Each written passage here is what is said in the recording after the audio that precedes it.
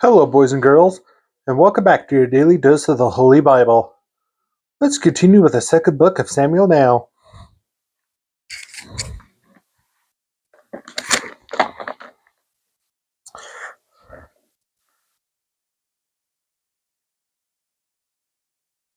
David commits adultery with Bath-sheba. And it came to pass after the year was expired, at the time when kings go forth to battle, that David sent Joab and his servants with him, and all Israel, and they destroyed the children of Ammon, and besieged Rabbah. But David tarried still at Jerusalem. And it came to pass in the eventide that David arose from off his bed, and walked upon the roof of the king's house.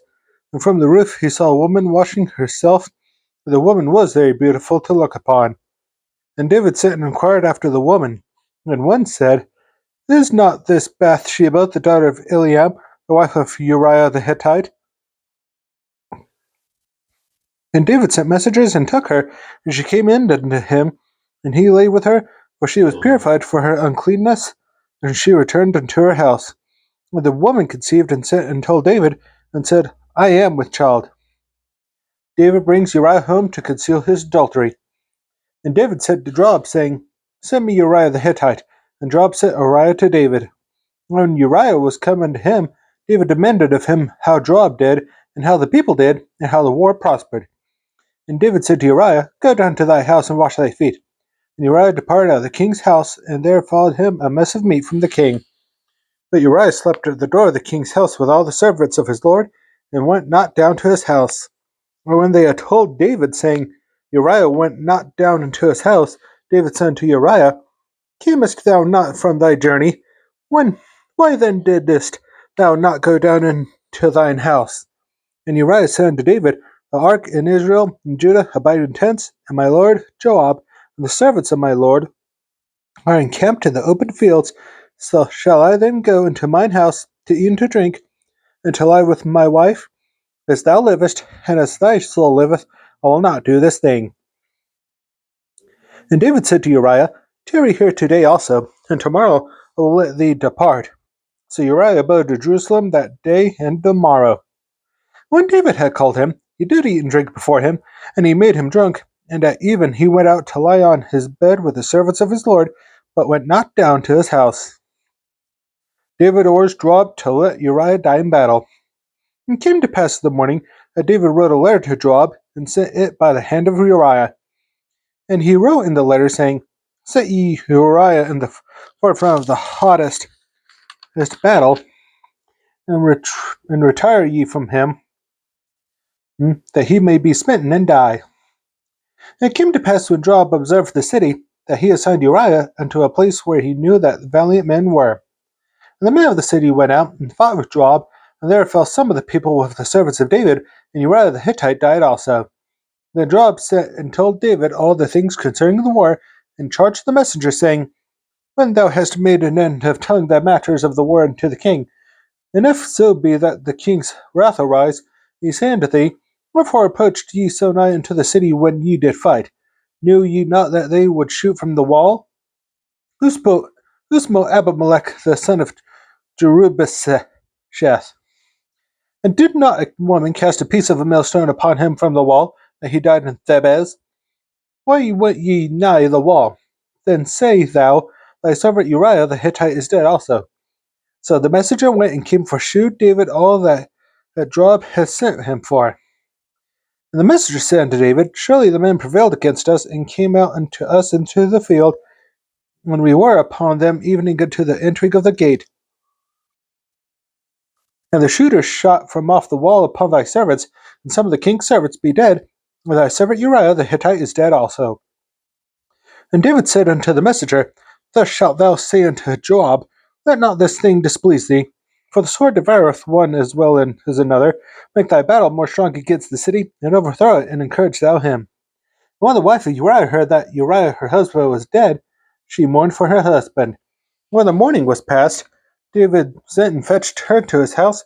She became his wife, and bare him a son. But the thing that David had done displeased the Lord. Nathan reveals David's sin with a parable. And the Lord sent Nathan unto David, and he came unto him, and said unto him, There were two men in one city, the one rich and the other poor. The rich man had exceeding many flocks and herds, but the poor man had nothing save one little ewe lamb, which he had bought and nursed up, and grew up together with him and with his children. But he ate of his own meat, and drank of his own cup, and lay in his bosom, and was unto him as a daughter. And there came a traveller unto the rich man, and he spared to take of his own flock and of his own herd, to dress for the wayfaring man that was come unto him, but took the poor man's lamb, and dressed it for the man that was come unto him. That was come to him. And David's anger was greatly kindled against the man, and he said to Nathan, As the Lord liveth, the man that hath done this thing shall surely die. He shall restore the lamb fourfold, because he did this thing, and because he had no pity. And Nathan said to David, Thou art the man. Thus saith the Lord God of Israel, and I anointed thee king over Israel, and I delivered thee out of the hand of Saul, and I gave thee thy master's house and thy master's wives into thy bosom, and gave thee the house of Israel and of Judah. And if that had been too little, and moreover have given unto thee such and such things, wherefore hast thou despised the commandment of the Lord, to do evil in his sight? Thou hast killed Uriah the Hittite with the sword, and hast taken his wife to be thy wife, and hast slain him with the sword of the throne of Ammon. Now therefore the sword shall never depart from thine house, because thou hast despised me, and hast taken the wife of Uriah the Hittite to be thy wife. Thus saith the Lord, Behold, I will raise up evil against thee out of thine own house, and I will take thy wives before thine eyes, and give them unto thy neighbor, and he shall lay with thy wives in the sight of the sun. For thou didst secretly, but I will do this thing before all Israel, and before the sun. And David said unto Nathan, I have sinned against the Lord. And Nathan said unto David, The Lord also hath put away thy sin, thou shalt not die. Howbeit, because by this deed thou hast given great occasion to the enemies of the Lord to blaspheme, the child also that is born unto thee shall surely die. David mourns and prays for the child. And Nathan departed unto his house, and the Lord struck the child that Uriah's wife bare unto David, and it was very sick. David therefore besought God for the child, and David fasted, and went in, and lay all night upon the earth. And the elders of his house arose, and went to him to raise him up from the earth, but he would not, neither did he eat bread with them. And it came to pass on the seventh day that the child died. And the servants of David feared to tell him that the child was dead, for they said, Behold, while the child was yet alive, we spake unto him, and we could not hearken unto our voice. How will he then vex himself if we tell him that the child is dead? But when David saw that his servants whispered, David perceived that the child was dead. Therefore David said unto his servants, Is the child dead? And they said, He is dead. Then David arose from the earth, and washed and anointed himself, and changed his apparel, and came into the house of the Lord, and worshipped. Then he came to his own house, and when he required, they set bread before him, and he did eat. Then said his servants unto him, What thing is this that thou hast done? Thou didst fast and weep for the child while it was alive, but when the child was dead, thou didst rise and eat bread. And he said, While the child was yet alive, I fasted and wept. For I said, Who can tell whether God will be gracious to me that the child may live? But now he is dead, wherefore should I fast? Can I bring him back again? I shall go to him, but he shall not return to me. And David comforted Bath-sheba with his wife, and went in unto her, and lay with her. And she bare a son, and he called his name Solomon, and the Lord loved him. He sent by the hand of Nathan the prophet, and he called his name Jedediah, because of the Lord. David defeats the Ammonites and plunders their cities. And Joab fought against Rabbah of the throne of Ammon, and took the royal city. And Joab sent messengers to David, and said, I have fought against Rabbah, and have taken the city of waters. Now therefore gather the rest of the people together, and encamp against the city, and take it, lest I take the city, and it be called after my name. And David gathered all the people together, and went to Rabbah, and fought against it, and took it. And he took their king's crown from off his head, the weight whereof was a talent of gold with the precious stones, and it was set on David's head.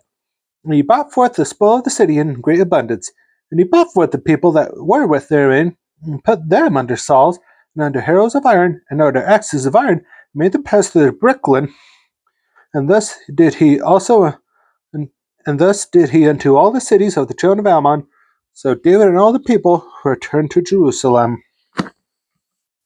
That's all for today's daily dose of the Holy Bible. Be sure to join me tomorrow for another verse, and I hope you have a good rest of your day and night. See you next time.